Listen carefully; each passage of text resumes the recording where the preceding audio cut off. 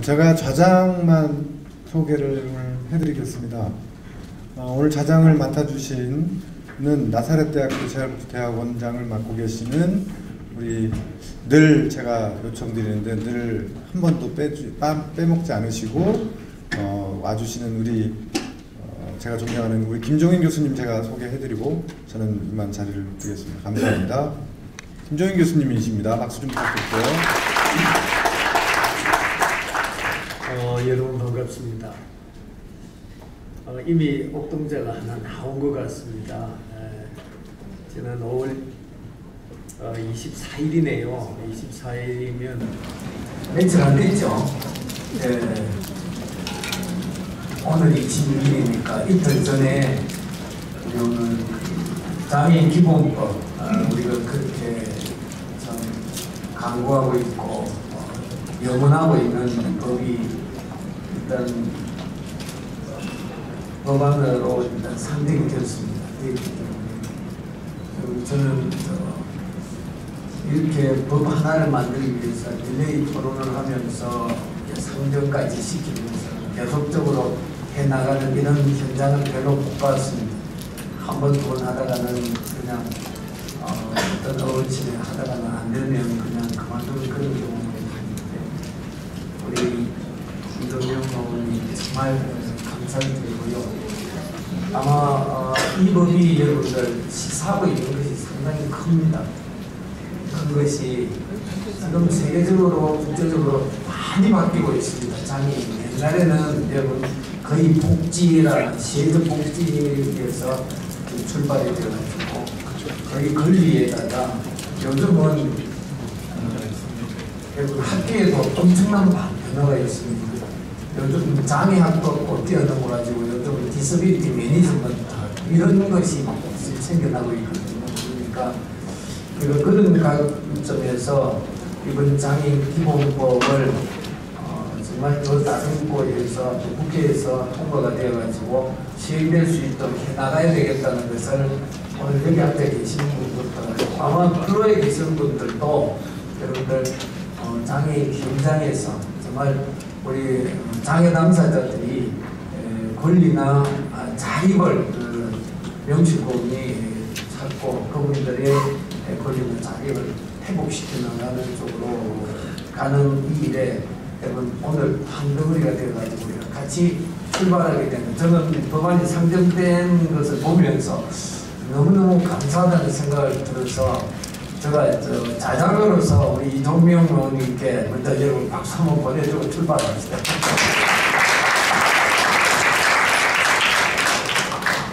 근데 이제 이 장애인 기본법이 여러분 아시다시피 우리 전 박사님께서 계속 연구를 하고 계시는데 이것이 정말 기본적인 요소를 지금 권리적인 것을 기반으로 하는 것을 제시하고 있기 때문에 구체적인 사안들이 필요합니다. 그래서 오늘 사실은 장애인 기본법은 상정이 됐는데 요 첫 하나의 단추를 끼우는 것이 장애인 자립 지원법이라는 것을 또다시 또 만들어 나가야 요것도 같이 붙여 나가야 됩니다.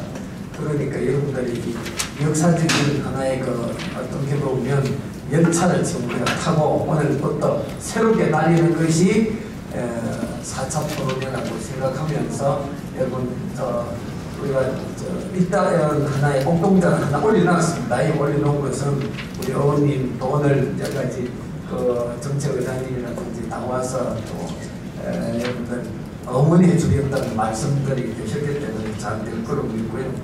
그래서 먼저 장애인 관계법령 체계화 연구를 지금 계속적으로 하고 계시는 우리 정도일 교수님, 강원대학교 사회복지학교 교수님께서 오늘은 장애인 자립지원법이라는 법을 중심으로 우선 발제를 해주시겠습니다. 여러분들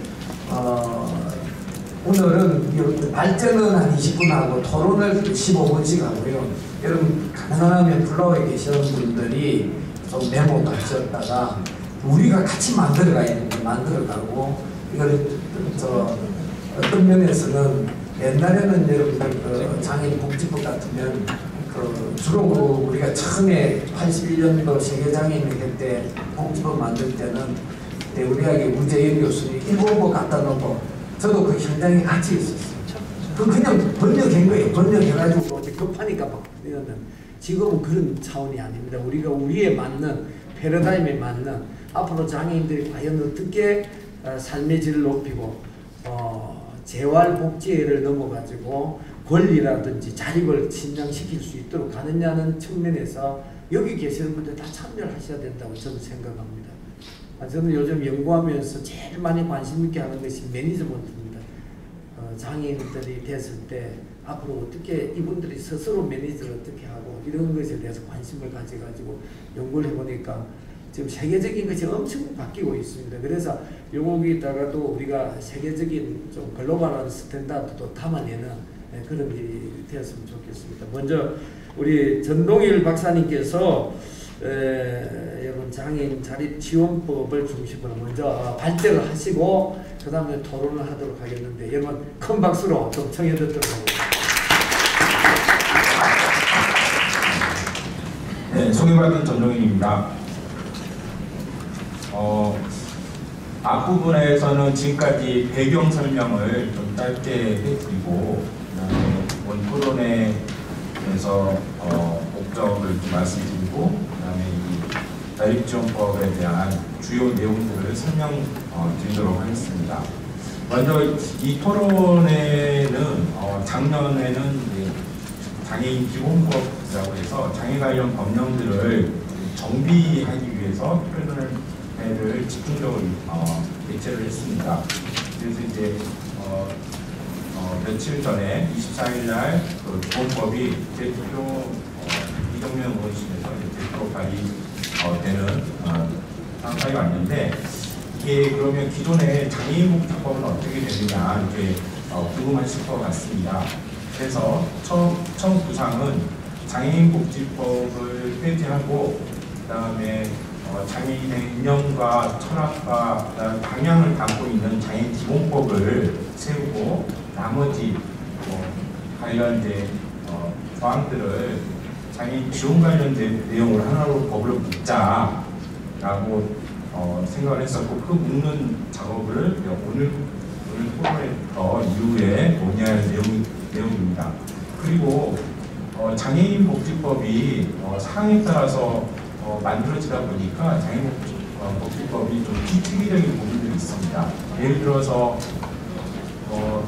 자격증 관련된 규정이라든지 아니면 보조기기 관련 규정이라든지 이런 규정들이 이렇게 산발적으로 있는데 이런 개별 법령들을 이렇게 정비하는 크게 세 가지 부분으로 정리한다면 기존의 장애인복지법을 충분히 대체하고 별다른 현행 제도 수행에 있어서 큰 변화 없이 법을 개정할 수 있지 않을까라고 판단이 됩니다. 그래서 오늘 이 자리를 마련했는데 이 장애인 기본법 이후에 장애인 지원법이라는 같은 법률을 이제 하나 제정을 해야 된다고 생각하는데 이 제정하는 과정 중에 여러 분들의 이제 의견들을 잘 수렴을 해서 이 법을 이제 만들려고 합니다. 다만 이제 의견을 수렴하기 앞서서 의견을 그냥 수렴하자라고 하면 너무 이제 빗질이 될 것 같아서 그런 차원에서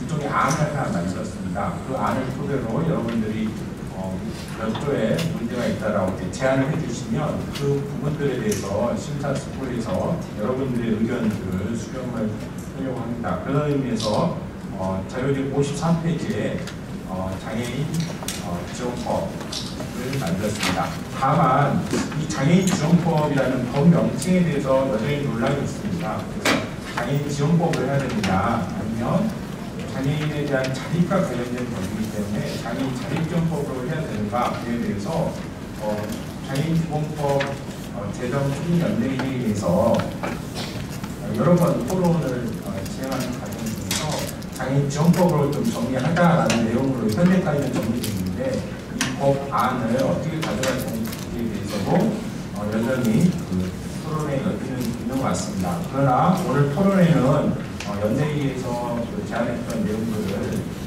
존중해서 장애인 지원법이라는 명칭으로 사용하고서 진행하도록 하겠습니다. 여기 네 번째 말씀드린 게 지금 장애인 지원법이라는 건 결국 장애인복지법을 대체하는 차원에서 이루어진 원하는 부분을 좀 받아들이시면 좋겠고요. 장애인 지원법에 대해서 주 내용들이 서비스 적격성 심사라든지 그다음에 장애인 복지 시설이라는 용칭을 사용했는데 이 시설의 좀 명칭을 변경하고 그다음에 탈시설이나 아니면 전환 지원 제도에 맞춰가지고 이것들을 유형을 한번 개편해 보자는 내용, 그다음에 이제 장애인 자립 지원 급여를 개발한 내용들로 이제 좀 구성하려고 구성해보려고 했습니다. 그다음에 그 장애인 기본법은 기존에 있는 모든 장애인 관련 법령들을 포괄하는 성격의 장애인 관련된 법령들의 철학과 이념과 방향들을 제시하는 그런 우두머리 성격의 모법 성격의 사업으로 설정을 했고요. 오늘 다루고자 하는 것은 가운데 장애인지원법 바로 밑에 있는 장애인지원을 목적으로 하는 법령으로 정리를 하는데 구성되어 있습니다. 그래서 정의는 그냥 넘어가셔도 될 것 같은데 다만 이제 자립에 대해서 어떻게 볼 거냐에 대해서 기본적인 것은 이제 시설, 여기 저희가 말하는 시설이 이제 거주 시설을 의미하겠죠. 장애인 거주 시설, 그다음에 탈원, 병원 같은 집단 수용 부분에서 나오는 거. 독자들은 좀 더 집 재가에서 나오는 것도 포함한다라는 의견도 있지만 이런 형태로 바라볼 수가 있겠습니다. 장애인 관련해서 이제 자립 지원에 대한 이야기들은 오래전부터 나오기 시작했던 것 같습니다. 그런데 여기에 대한 법적 근거들을 마련하고 제도화하려는 시도들이 이제 많지 않은데 본 법은 이런 자립 지원이라는 그 자립 지원 중에서 탈시설과 탈시설 이후의 전환 지원 제도에 대한 부분에 대해서 법적 근거를 마련하기 위해서 크게 두 가지 방향으로 설정했습니다. 하나는 먼저 장애인 자립 지원 종합 계획을 세우고 그 다음에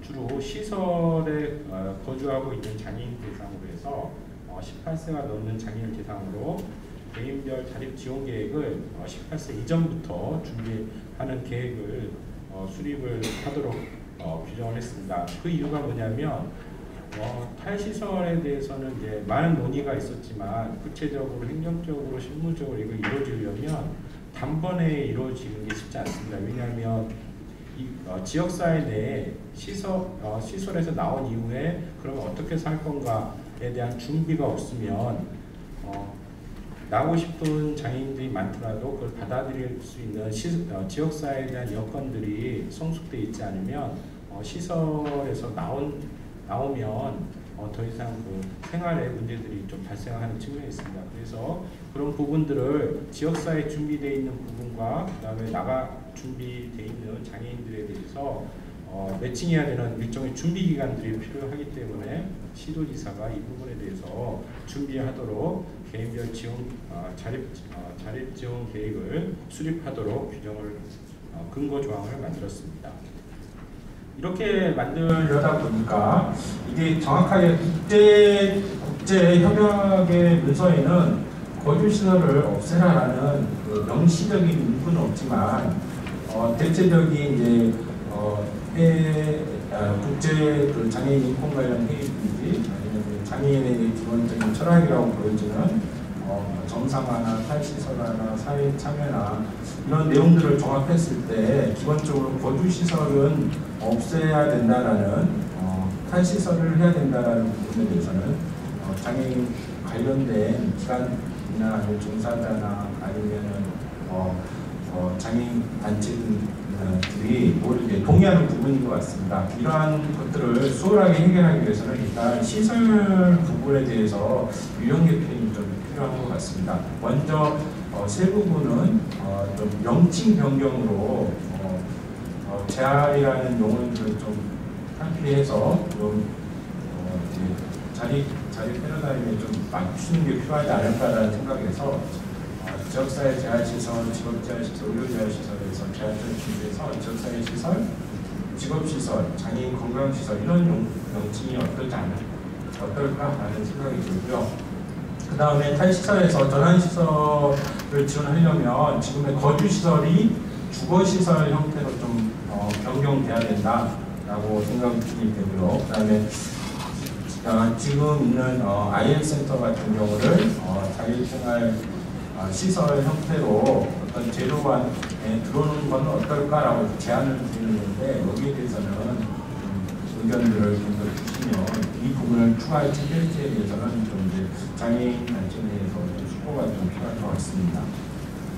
그 다음에 이제 법에서 규정하는 유형들은 대부분 상위 유형들만 좀 제시하고 있는데, 이 제도가 실행이 되려면 하위 시행령이나 신규칙들을 좀 고려를 해야 됩니다. 현행 장애인복지법에서 나오는 시설 유형들은 뭐 거주시설, 직업사회 재활시설, 직업재활시설, 생산판매시설, 의료시설 이런 형식으로 이제 규정되어 있는데, 세부 하위 시설 유형들은 시행규칙 이하에서 논의되고 있습니다. 그런데 이제 여기서 설정하고 있는 거주시설을 점진적으로 자립지원 종합계획에 의해서 줄여나간다고 하면 결국 유휴시설 문제가 남게 됩니다.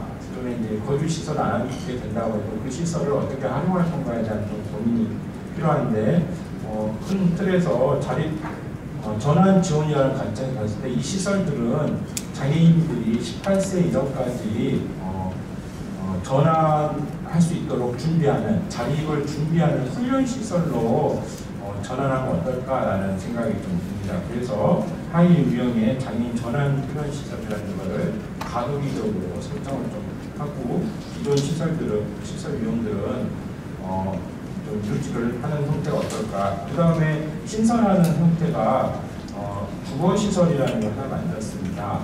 탈시설화의 기본적인 이념은 집단 수용 형태에서 벗어나서 가정과 같은 생활에서 장애인도 의식주 서비스가 제공돼야 된다라는 그런 이념 하에서 주거시설이라는 형태를 만드는 게 국제적인 추세와 부합하다라고 이제 판단해서 주거시설이라는 것을 형태의 법적 근거를 만들어서 향후에 이 부분들을 원활하게 전환될 수 있도록 지원하는 형태로 운영돼야 되는 게 아닌가라고 해서 그렇고요. 그 다음에 장애복지법 제59조의 11에 피해장애인 쉼터라는 게 있는데, 이 유형을 여기다 임시적으로 지정되면 어떨까라고 생각합니다. 나머지 부분들은 관련 제도하고는 직접적인 관련이 없어서 넘어가도록 하겠습니다.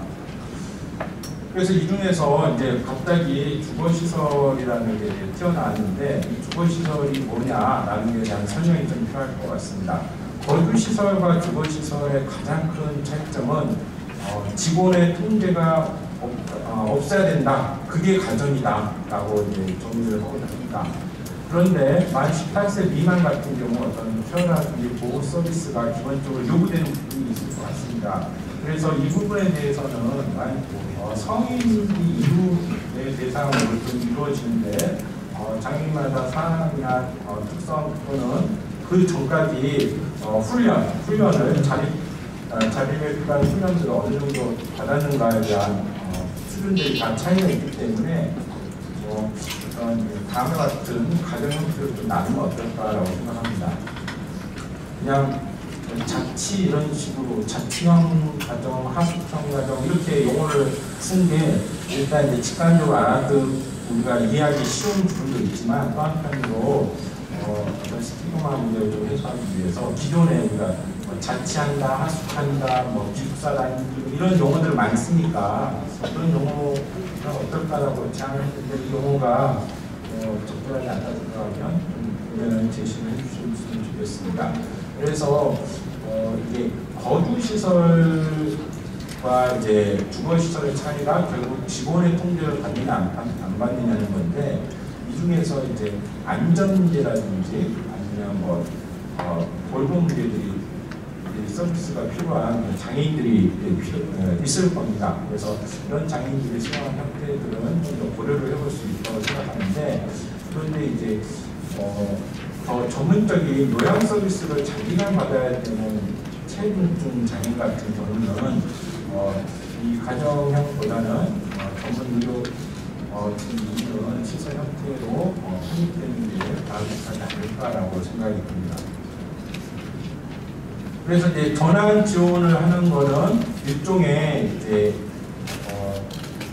자립 지원 종합계획에 의거해서 수요와 공급, 이 가정이 어느 정도 준비되어 있느냐, 주거 시설이 어느 정도 준비되어 있느냐를 좀 판단을 해서 개인별로 그 어떤 훈련, 전환 훈련 과정이 충분히 거친 장애인들은 전환시킬 수 있도록 하는 서비스 형태를 말하는 걸로 보여줄 수가 있습니다. 이래서 특히 이제 이 탈시선화 관련해서 가장 큰 논란이 되는 게 결국 이 그룹홈 형태를 꿈으로 탈시설의 한 형태로 받아들이냐라는 굉장히 좀 오랫동안 있었던 것 같습니다. 그룹홈은 이제 15인 이하의 소규모 거주시설로 이제 정의가 되는 거고, 그다음에 장애인단체에 대해서 많이 이제 반발하는 이유가 탈시설의 한 형태로 그룹홈을 받아들이기 어렵다라고 하는데, 그 구체적인 기준이 결국은 직원이 통제를 하냐 안 하느냐, 이게 이제 제가 보기에는 그 아동기, 청소년기는 일종의 보호자에 의한 보호가 필요하다고 저는 보여집니다.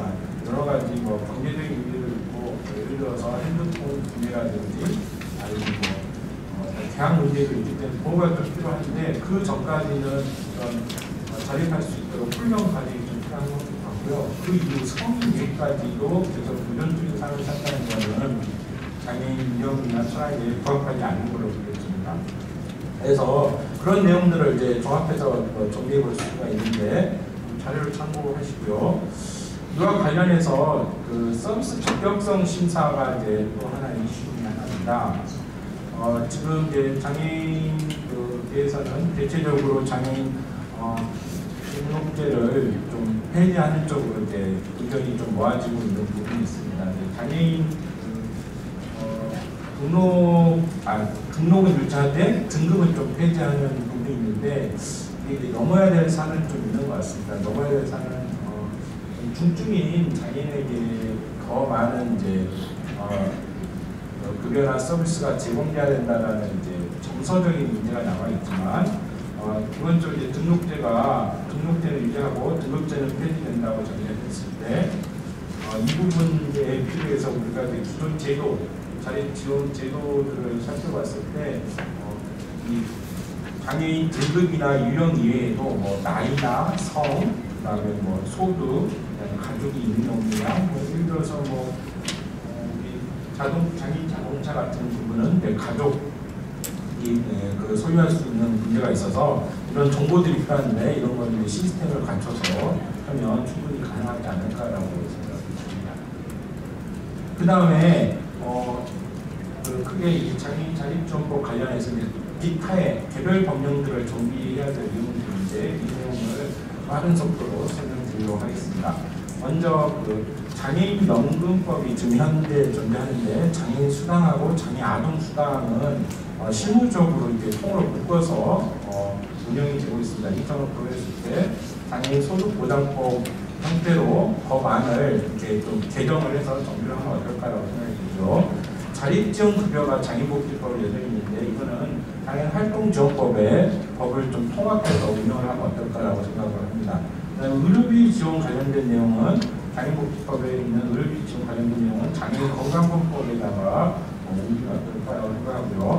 장애인 보조기기는 내부적 사정이 좀 있긴 하지만, 일단 장애인 보조기기법으로 묶어서 통합 운영하는 게 효율적이지 않을까라고 생각합니다.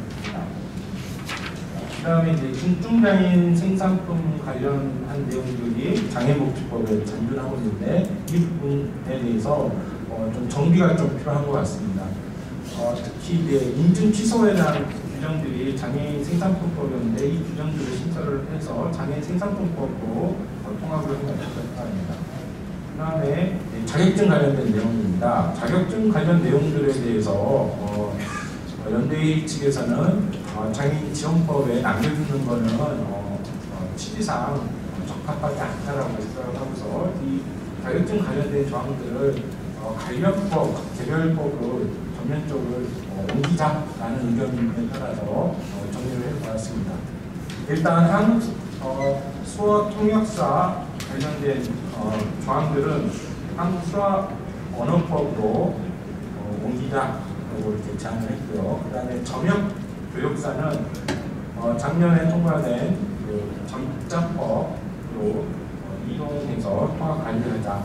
이에 따라서 이 점자법과 앞에 말했던 수어 언어법은 문화체육관광부 소관인데 이 법으로 옮기게 되면 이 자격 관련 전문 인력 관리 의무가 문화체육관광부로 이관되는 걸 의미합니다. 그래서 이 부분에 대해서 좀 의견, 이 당사자와의 의견 수렴이 좀 필요한 부분인데 큰 틀에서 보면 혼란기가 잠깐 있겠지만 그 기관들의 전문성 향상에 도움이 되지 않을까라는 의견을 드립니다. 오디오르기 기사가 좀 정리하기 어려운 부분인데 중요하게 생각하고 보도기기법으로 통합하는 게 맞다고 생각이 듭니다. 언어대할사 같은 경우 지금 현재 발달대할 서비스 바우처 제도와 관련이 있는데 이걸 봤을 때 주 대상이 시각장애인들 좀 포함하고 있습니다. 그래서 장애아동 지원법으로 통합하자. 다음에 이제 좀 고민이 되긴 한데 장애인들 상담사 같은 경우는 장애인 특별법으로 통합하는 게 제도 침상 바람직하지 않은가라는 게 제 개인적인 소견인데 그것이 이 관계자와의 토론과 논의가 되기 필요할 것 같습니다. 다음 문제는 여기서 마치고 여러분의 의견을 요청할 것 같습니다. 네, 우리 김동일 박사님 감사드립니다.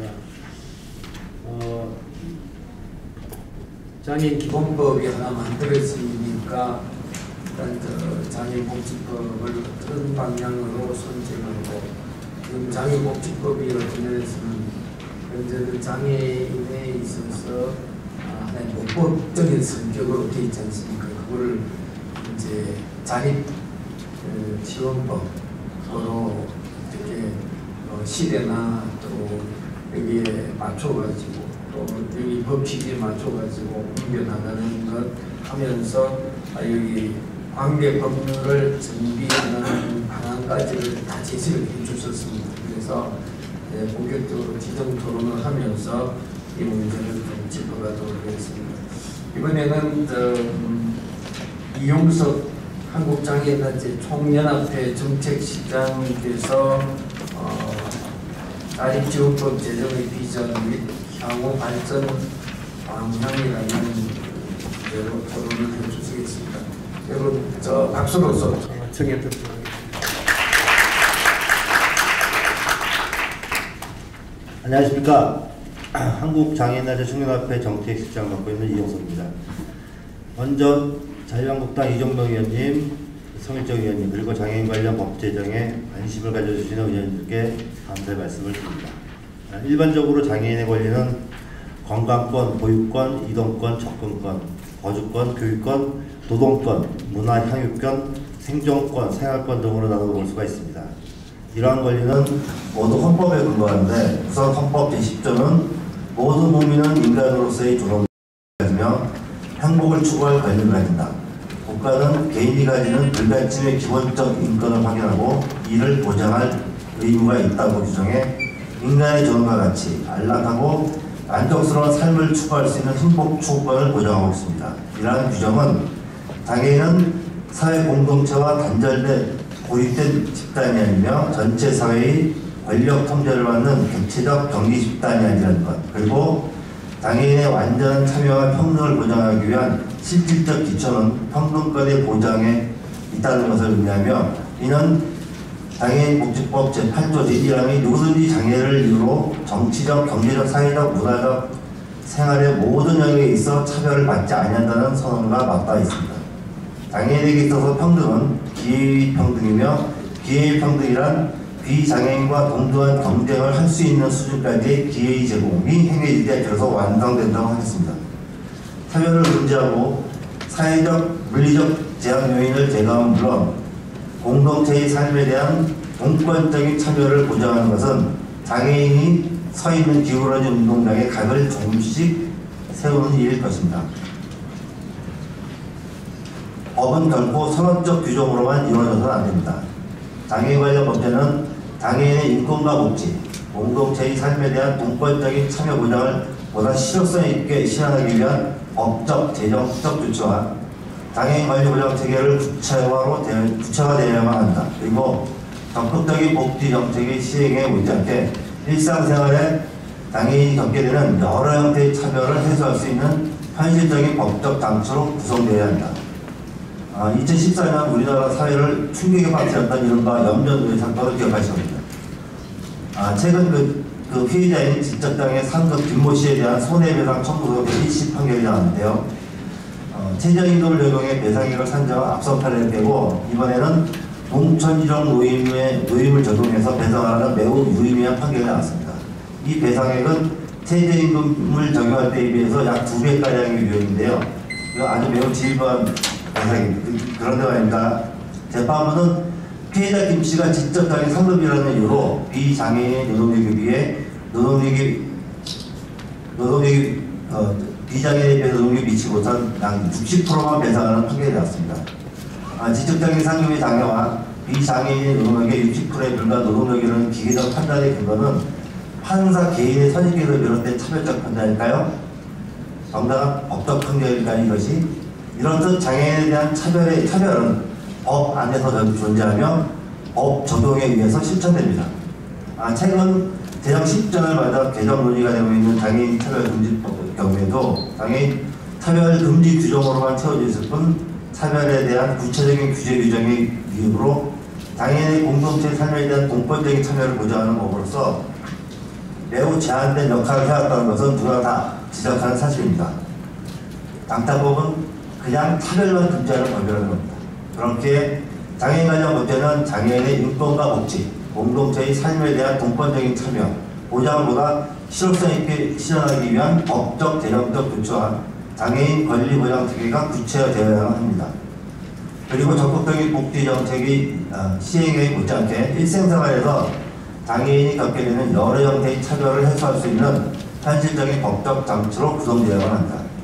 엊그제 발의된 장애인 기본법이 전자를 담는 글씨라면 후자는 장애인 지원법의 제정의 이유일 것입니다. 장애인의 인간다운 생활을 할 권리를 보장하고 자립을 위한 기반을 조성하는 장애인들의 자립을 지원하는 것은 경제, 사회, 문화 등 모든 사회 분야에 걸쳐 있으며 장애인의 보편적인 권리를 보장하기 위한 초석이 될 것입니다.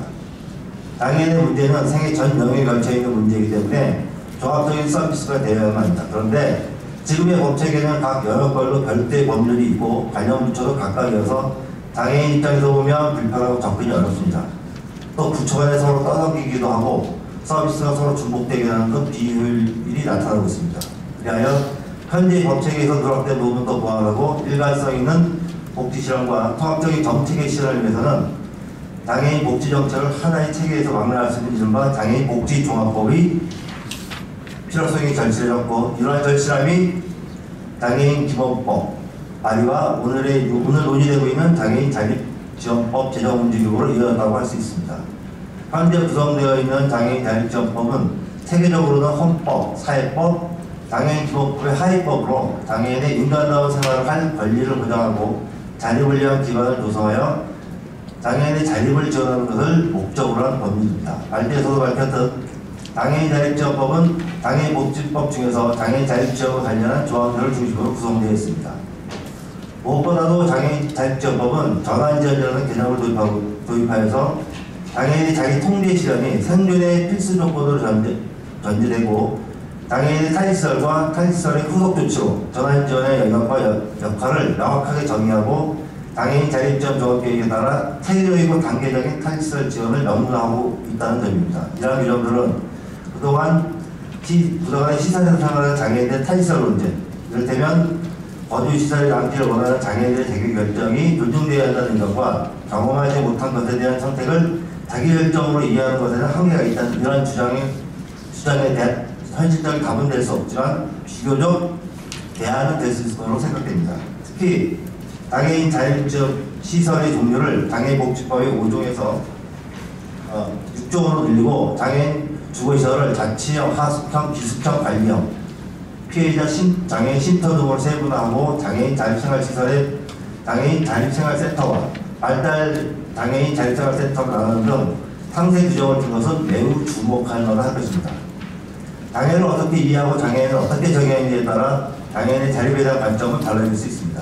장애인의 자립은 장애인 스스로 자신의 삶에 대해 운명을 본인이 결정하고 통제한다는 의미에서 안전하지 못할 수 있습니다. 하지만 장애인의 자립은 자신의 정체성을 인간으로서 완성하고 생존하는 필수 요건이라 할 수 있습니다. 장애인 관련 법제는 위로는 최고 규범인 헌법 정신을 교환하고 헌법 규범에 맞는 내용을 갖추고 있어야 하며 또한 장애인 관련 법제를 구성하고 있는 각 조항들은 서로 상충되거나 모순되지 않는 내용과 체계를 갖추고 있어야만 합니다. 관련법이 다수인 경우 이들 다수 법률 간의 수평적 체계 적합성을 확보하는 입법 기술로서 기본법을 제정하는 방식이 이용된다고 합니다. 장애인 복지법을 복지 서비스 중심에서 장애인의 권리 보장 중심으로 전환해 장애인 기본법을 제정하고 장차법 또한 차별금지가 아닌 공동체의 삶에 대한 동권적인 참여 보장을 중심으로 실질적 인권법으로 개정해 장애인 기본법을 보완해야 합니다. 또한 장애인 자립정법의 제정을 통해 장애인의 인간다운 생활의 권리를 보장하고 자립을 위한 기반을 조성하여 장애인들의 자립 지원을 법으로 보장해야 할 것입니다. 이제 갓 출범한 문재인 정부는 장애인 정책 공약을 제시하면서 그 첫 번째로 장애인 등급제 폐지를 발표했습니다. 장애인 등급제 폐지는 장애인 복지 환경과 복지 서비스 전달 체계를 근본적으로 뒤흔드는 정책이지만 그 사회적 변화를 법과 정책이라는 그릇에 어떻게 담아야만 하는지에 대한 고민이며 장애인 자립지원법의 새로운 숙제이기도 합니다. 독일은 2016년 작년에 장애인 동등처우법을 큰 폭으로 제정했는데 그 내용은 장애 개념에 대한 새로운 패러다임의 실현을 위한 3가지 키워드, 평등 실현과 차별금지, 사회 및 노동 참여, 자기결정권, 그 전제로서 장애물 없음 개념 규정을 확대 적용해서 공권력 담당자와의 목표 합의를 통해 사적 영역에서도 장애물 없음이 실현될 수 있도록 하였습니다. 여기에서 공권력 담당자와의 목표 합의란 차별을 금지하는 공권력 담당자의 적극 개입과 적합한 대책 적용을 의미합니다. 오늘날 장애인 복지정책이 권리보장 중심으로 전환되는 것은 시대적 요청이며 이는 오늘 우리가 논의하고 있는 장애인 관련 법제의 체계성은 물론이고 장애인 자립지원법 안에 담아야 할 가장 중요한 담론이기도 하다는 사실을 우리 모두 기억해야 할 것입니다. 2016년 7월 1일 의회에서 발표된 독일의 장애인 동북처법 개정안에 대해 연방정부 사회부 장관이 남긴 소감을 전하며 마치겠습니다. 우리는 장애인의 참여를 지속적으로 강화하고 개선하고자 한다. 장애인 동등지법의 개정은 이를 위한 서곡이다. 본법은 무엇보다 장애물 없음이 확장되도록 힘을 쓸 것이고 공권력 내에서 가능하면 장애인 차별이 계속적으로 촉발될 수 있도록 할 것이다. 장애를 가진 사람은 우리 사회 안에서 자기결정에 따른 동권적인 삶을 이뤄나갈 수 있어야 한다. 감사합니다. 네, 이용석 정책실장님 감사합니다.